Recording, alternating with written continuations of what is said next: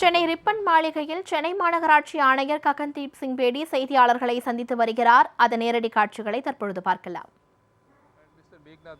இருக்காங்க.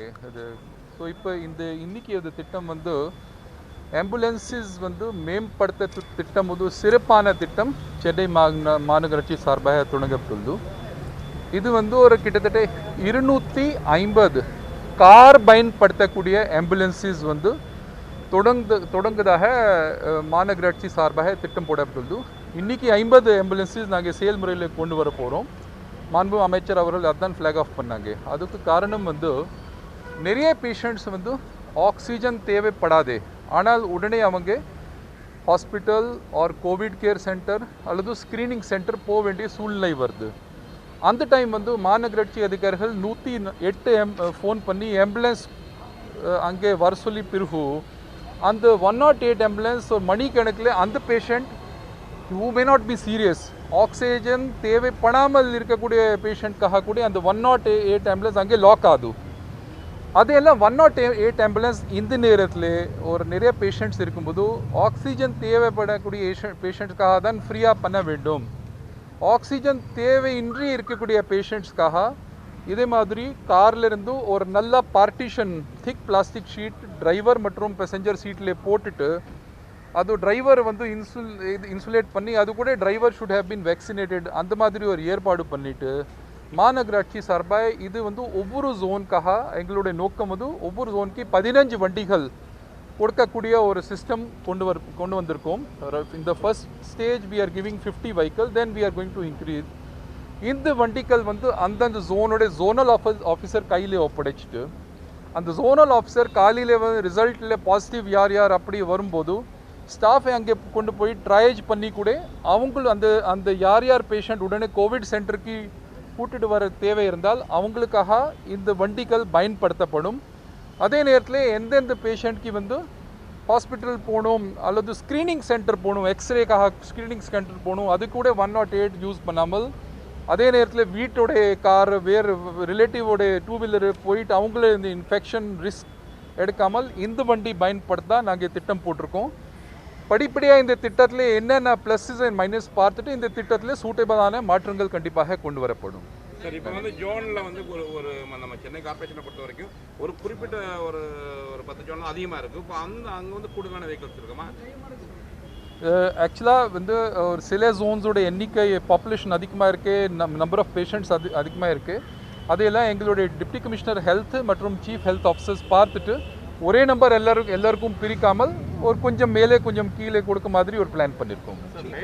இப்போ டைரக்டாக அந்த ஆம்புலன்ஸ் கால் பண்ண முடியாது அப்படிதானே? ஆஸ் ஆஃப் நவ் இந்த ஆம்புலன்ஸஸ் கார்பரேஷனுடைய ஜோனல் ஆஃபீஸர் கண்ட்ரோல் ஒவ்வொரு ஜோனுக்கும் ஒவ்வொரு வட்டாரத்துக்கும் ஒவ்வொரு ஜோனுக்கும் இல்லை தனித்தனி நம்பர் இருக்குது, ஹெல்ப்லைன் நம்பர்ஸ் இருக்குது, உங்களுக்கு தெரியும். அந்த ஹெல்ப்லைன் நம்பர் ஃபோன் பண்ணால் போதும். இந்த ஹெல்ப்லைன் நம்பரை நம்ம பாப்புலரைஸ் பண்ணிட்டு வர்றோம் எல்லாருக்குமே. ஸோ அந்த ஹெல்ப்லைன் நம்பருக்கு ஃபோன் பண்ணணுன்னா அங்கேருந்து உடனே இந்த வண்டி அனுப்புறதுக்கு அரேஞ்ச் பண்ணிடுவாங்க.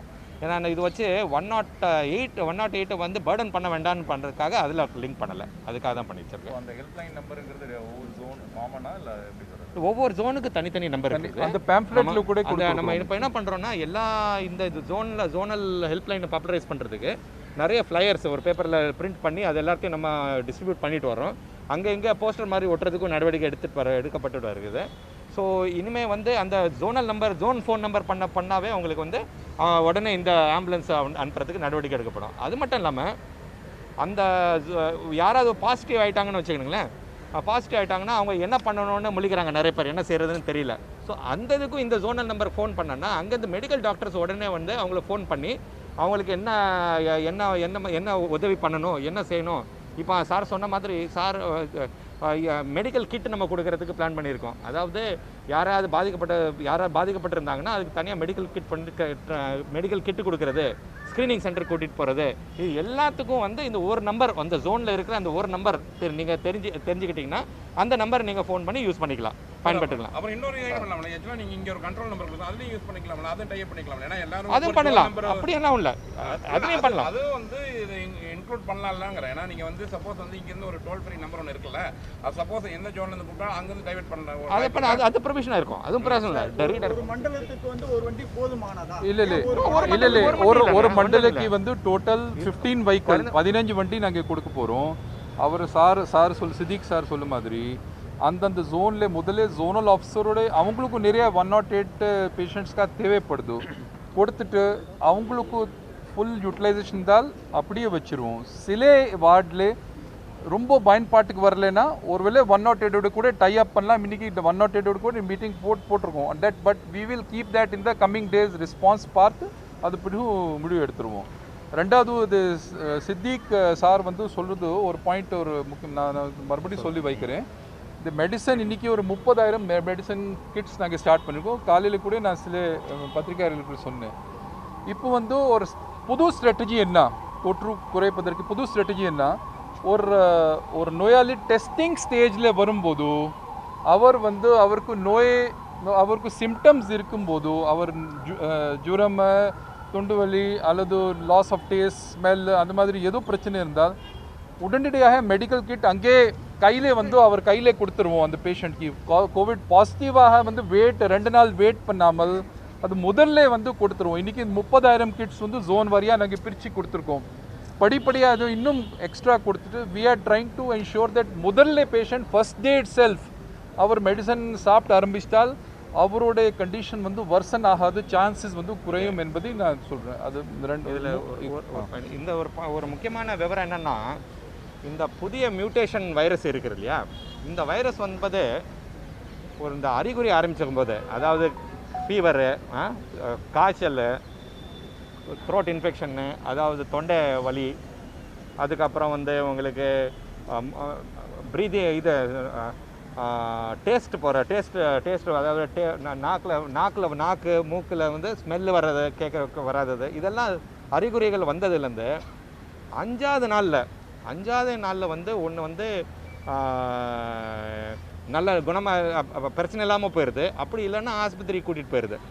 ஸோ இப்போ நீங்கள் வந்து இந்த அறிகுறி வந்ததுக்கப்புறம் டெஸ்ட் பண்ணி அதுக்கு ரிசல்ட் வர வெயிட் பண்ணிகிட்டு இருந்தோன்னா அது வந்து சீரியஸ் ஆகிறதுக்கு வாய்ப்பு இருக்குது. அதனால தான் வந்து இந்த அறிகுறி வந்ததுனா இனி காய்ச்சல், தொண்டைவலி, இந்த பிரச்சனை எது வந்தாலும் உடனடியாக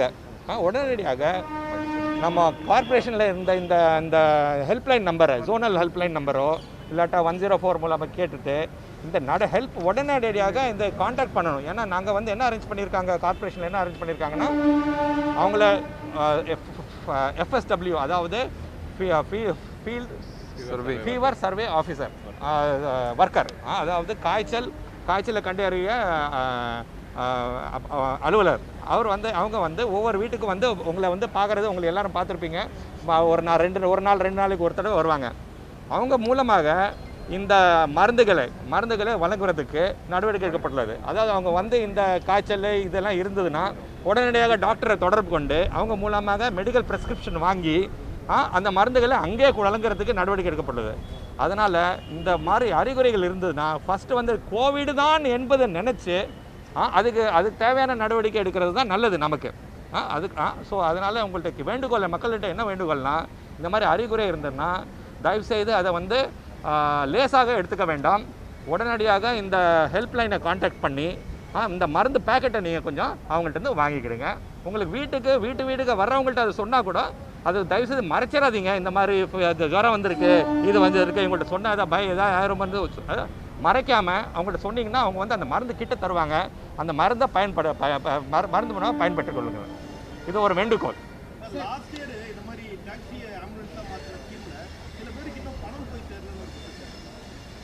ஓகே, நான் பார்த்துக்கிறேன். अच्छा, லாஸ்ட் பாயிண்ட், ஒரு கடைசி பாயிண்ட்டு ஏற்கனவே நாங்கள் பத்திரிகை மூலமாக பண்ணியிருக்கோம். இப்போ வந்து ஒவ்வொரு ஜோன் வாரியாக வந்து ஒரு கண்ட்ரோல் ரூம் நாங்கள் செட்டப் பண்ணியிருக்கோம். ஒவ்வொரு ஜோனுக்கு ஒரு ஐஏஎஸ் ஆஃபீஸர் நியமிச்சிருக்கோம். ஸோ 15 ஐஏஎஸ் ஆஃபீஸர் அந்தந்த ஜோனில் இருக்காங்க. இப்போ தான் 4 to 5 நாங்கள் மீட்டிங் போட்டோம். அந்த ஜோன் கண்ட்ரோல் ரூமில் இப்போ டாக்டர்ஸ் இப்போ இருக்காங்க, பேஷண்ட்ஸ் எல்லாம் ஆலோசனை சொல்லுவதற்காக இருக்காங்க. ஆனால் இன்னும் இது பலப்படுத்தா வந்து மாநகராட்சி சார்பாக முடிவு எடுக்கப்பட்டு we also discuss with our honourable minister. அதனால் வந்து நேற்று ஒரு அட்வர்டைஸ்மெண்ட் கொடுத்துட்டு ஃபைனல் இயர் எம்பிபிஎஸ்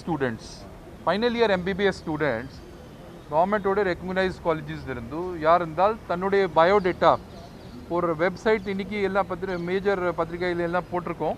அந்த பயோடேட்டா வந்து தன்னுடைய மெயில் ஐடி வந்து GCC teledoctor 2021@gmail.com இந்த வெப்சைட்டில் தன்னுடைய பயோடேட்டா அனுப்புனாக்கா அவங்களுக்கு வந்து மெயிலில் அனுப்புனாக்கா இந்த மெயில் அடிப்படையில் அவங்களுக்கு நாங்கள் கால் பண்ணி ஒவ்வொரு ஜோன்லே இந்த டாக்டர்ஸ் அங்கே உட்கார வச்சுட்டு ஹோம் குவாரண்டைன் வீட்டில் தனிமை இருக்கக்கூடிய பேஷண்ட்ஸ் வந்து ஒரு நாளில் ஒரு 2 தடவை ஃபோன் பண்ணிவிட்டு எப்படி இருக்க கண்டிஷன், ஜுரம் எப்படி இருக்குது, பல்ஸ் ஆக்சிமீட்டர் எப்படி இருக்குது எல்லாம் அவங்கள செக் பண்ணி தேவைப்பட்டால் உடனே நம்ம டீம் அங்கே அனுப்பிட்டு அல்லது அவங்க அலோஸ்லி சொல்வதாக ஒரு முயற்சி எடுக்கப்படும். ஒரு நாளைக்கு வந்து டாக்டர்ஸ் அந்த அவங்களுடைய பேஸ் இது பயோடேட்டா பேஸ் பண்ணி வி வில் ஸ்டார்ட் அப்பாயிண்டிங். ஒரு 4-5 நாள் ஆகும் to ensure that entire system 300 பேர் ஸ்டார்ட் பண்ணுறோம். அவங்களுக்கு 40,000 per month கன்சாலிடேட்டட் சேலரி கொடுப்போம்.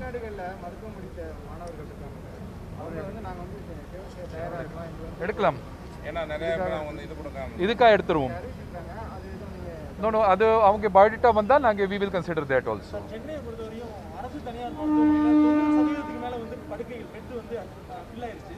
நம்ம நந்தம்பாக்கத்தில் முக்கியமான இடங்களில் வந்து பெட்டை வந்து அலாகேஷன் பண்ணி நீங்கள் வந்து ரெடி பண்ணிட்டு இருக்கீங்க.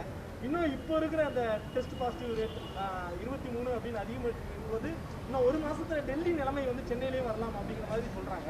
ஸோ அதுக்கு எப்படி சென்னை மாநகராட்சி தயார்படுத்திட்டு இருக்கு? வேற எங்கேயாவது வந்து இந்த மாதிரி படுக்கைகள் இது தொடங்க போறீங்களா? நேரு ஸ்டேடியம் இல்லை, அதில் வந்து மெயின் பாயிண்ட் என்ன, ஒரு we are trying to ensure that we plan for the future. காலையில் கூட ஒரு மீட்டிங் இது நடத்துகிறோம். ஃபார் எக்ஸாம்பிள் ஆக்சிஜன் பொறுத்தவரையிலே ஒரு தனி ஒரு டீம், நிறைய ஐஏஎஸ் ஆஃபீஸரோட டீம், தொழில்துறை பிரின்சிபல் செக்ரட்டரி முருகநந்தன் ஐஏஎஸ் அவருடைய தலைமையிலே நந்தகுமார் ஐஏஎஸ் போன்ற நிறைய வந்து அனுபவம் இருக்கக்கூடிய அதிகாரிகள் ஆக்சிஜன் வந்து எப்படி கூட்ட வேண்டும் அவங்க எல்லாம் ஃபாலோ அப் பண்ணிட்டு இருக்காங்க. ஒரு தனி நபரால் இதெல்லாம் முயற்சிகள் எடுக்கல. ஒரு பெரிய டீம் வந்து ஆக்சிஜன் கூட்டுவதற்காக ஒரு முயற்சி எடுக்கிறாங்க. 1.